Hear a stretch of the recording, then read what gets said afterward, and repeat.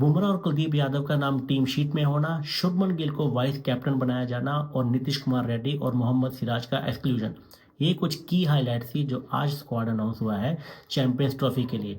आइए बात करते हैं वन बाय वन कि कैसी दिख रही है भारतीय टीम चैंपियंस ट्रॉफी 2025 के लिए। Hi everyone, welcome to my channel cricket Samachar. आज 2 से ढाई घंटे इंतजार करना पड़ा क्योंकि 12:30 बजे टाइम बताया गया था कि टीम अनाउंस होगी, लेकिन 3 बजे के आसपास टीम अनाउंस होती है। और सबसे बड़ा सरप्राइज और सबसे प्लेजेंट सरप्राइज था कि जसप्रीत बुमराह का नाम उस शीट में होना, क्योंकि काफ़ी दिनों से ये खबरें चल रही थी कि शायद जसप्रीत बुमराह चैंपियंस ट्रॉफी तक फिट नहीं हो पाएंगे, लेकिन उनका नाम देखकर टीम शीट में पूरे भारतवासी खुश होंगे। उसके अलावा कुलदीप यादव में भी थोड़ा संदेह था, लेकिन कुलदीप यादव भी फिट है और बहुत अरसे बाद मोहम्मद शामी भी आपको देखेंगे भारत के लिए खेलते हुए। भारत ने जो 15 चुनी है चैंपियंस ट्रॉफी के लिए, उसमें कुछ नाम ऐसे हैं जो हमें लगता था कि होने चाहिए लेकिन नहीं है। उनमें से सबसे पहला नाम है मोहम्मद सिराज का। लेकिन मोहम्मद सिराज का पिछले कुछ अरसे से फॉर्म में भी डिप था और पिछले 4 साल से वो हर फॉर्मेट में लगातार क्रिकेट खेल रहे हैं। हमने बुमराह के वर्कलोड मैनेजमेंट की बात करी, अर्शदीप भी टेस्ट मैचेस नहीं खेलते हैं, शामी भी काफ़ी देर से इंजर्ड थे, लेकिन मोहम्मद सिराज इकलौते ऐसे प्लेयर हैं जो काफ़ी टाइम से ऑलमोस्ट 4 साल से हर फॉर्मेट में खेल रहे थे। और उसी की वजह से शायद उनकी बॉडी में इतनी थकान भी हो चुकी थी कि उनकी फॉर्म में डिप भी दिखा, तो उनको रेस्ट दिया गया है। उनकी जगह ऐड करा गया है अर्शदीप सिंह को, जो कि बहुत ही अच्छा इंक्लूजन है।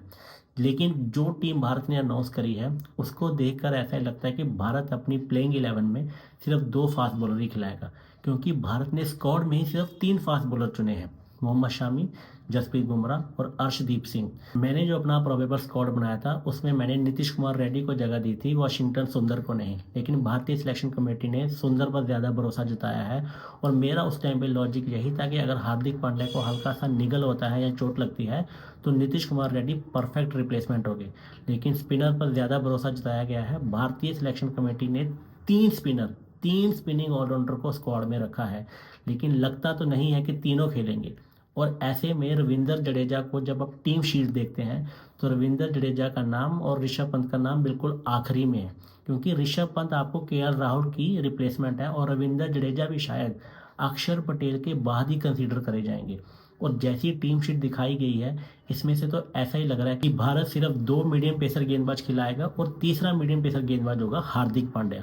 और साथ में भारत शायद 3 स्पिनर को प्लेइंग 11 में खिलाना चाहता है, अक्षर पटेल, कुलदीप यादव। और जैसे टीम शीट को देखा जा रहा है आई थिंक वाशिंगटन सुंदर आपको प्लेइंग 11 में दिखेंगे ही दिखेंगे, क्योंकि भारत ने अगर 2 फास्ट बॉलर खिलाता है तो तीसरा फास्ट बॉलर हार्दिक पांड्या हो गया और आपके पास एक प्रॉपर स्पिनर है दैट इज कुलदीप यादव। और अक्षर पटेल और वाशिंगटन सुंदर की जो विभिन्नताएं हैं, जो एक अलग तरह के गेंदबाज है, दोनों एक लेफ्ट हैंडर है और एक राइट हैंडर ऑफ स्पिनर है, उसमें भारत को शायद अपनी बैटिंग भी स्ट्रॉन्ग करने का मौका मिलेगा और एक वेराइटी भी मिलेगी। तीनों अलग तरह के स्पिनर होंगे। जो आपकी बैटिंग है, बैटिंग में आपका टॉप 5 बिल्कुल सेट है, क्योंकि जो भी बातें चल रही थी कि जायसवाल को शुभमन गिल के ऊपर तरजीह देनी चाहिए, भारतीय सिलेक्शन कमेटी ने शुभमन गिल को वाइस कैप्टन बना के उन सब अटकलों को विराम लगा दिया है। ये तो मैंने पहले भी कहा था कि शायद हम टेस्ट फॉर्मेट और ओडीआई फॉर्मेट को मिक्स कर रहे हैं। शुभमन गिल की टेस्ट फॉर्म अच्छी नहीं है हाल फिलहाल में, लेकिन पिछले 1-2 साल में जो उन्होंने ओडीआई क्रिकेट में प्रदर्शन करा है वो बहुत ही लाजवाब है।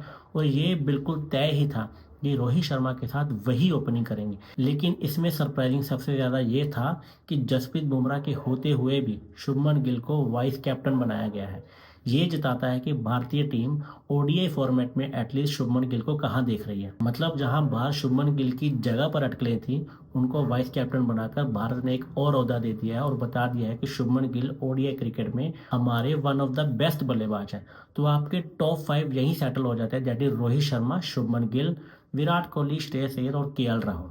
5 आपके सेटल हैं। उसके बाद नंबर 6 पे आपको हार्दिक पांड्या देखेंगे, नंबर 7 पे आपको अक्षर पटेल, नंबर 8 पे वाशिंगटन सुंदर, 9 पे कुलदीप यादव और उसके बाद आपके 2 तेज गेंदबाज दैट इज मोहम्मद शामी और जसप्रीत बुमराह। अर्शदीप को भी शायद अपने स्टार्टिंग प्लेइंग 11 में वेट करना पड़ेगा, क्योंकि जहां अगर मोहम्मद शामी, जसप्रीत बुमराह है तीसरे गेंदबाज को अगर नहीं ज़रूरत पड़ेगी तो उनको बाहर बैठना ही पड़ेगा, क्योंकि हार्दिक पांड्या वो रोल बखूबी निभाते आ रहे हैं पिछले कुछ टाइम से। तो भारत ने जो अपनी 15 चुनी है उसमें से मैंने जो फर्स्ट प्लेइंग 11 आपको बताई है वो मोर और लेस यही खेलेगी, लेकिन उसके अलावा जो 4 प्लेयर हैं दैट इज ऋषभ पंत, रविंद्र जडेजा, यशस्वी जायसवाल और अर्शदीप सिंह, इसमें किसी को भी मौका मिलता हुआ इतनी इजीली दिख नहीं रहा, क्योंकि केएल राहुल वनडे फॉर्मेट में बिल्कुल सेटल प्लेयर है नंबर 5 पे। ऋषभ पंत को तभी मौका मिलेगा अगर केएल राहुल को थोड़ा सा कहीं निकल या थोड़ा सा कहीं चोट लगती है, क्योंकि फॉर्म उनकी अच्छी है वनडे क्रिकेट में।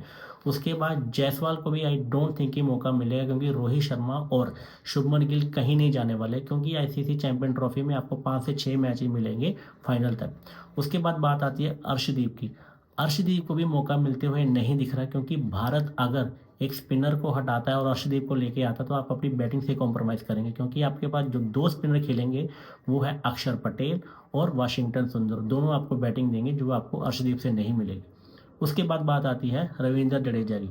रविंद्र जडेजा को अगर आप टीम शीट देखें तो उनको लास्ट के 2 नंबर पर रखा गया है, जिसको देखकर ये लगता है कि भारतीय टीम अब अक्षर पटेल पर वो कॉन्फिडेंस जता रही है जो पिछले काफी सालों तक रविंद्र जडेजा पे था। अक्षर पटेल को हालिया T20 क्रिकेट में भी भारतीय टीम का वाइस कैप्टन बनाया गया हार्दिक पांड्या को हटाकर, तो शायद उनमें लीडरशिप क्वालिटी देख रही है टीम इंडिया और उनको पुश करा जा रहा है, और आने वाले टाइम पे लग रहा है कि एटलीस्ट वनडे और T20 क्रिकेट में रविंद्र जडेजा के ऊपर आपको अक्षर पटेल ही खेलते हुए देखेंगे।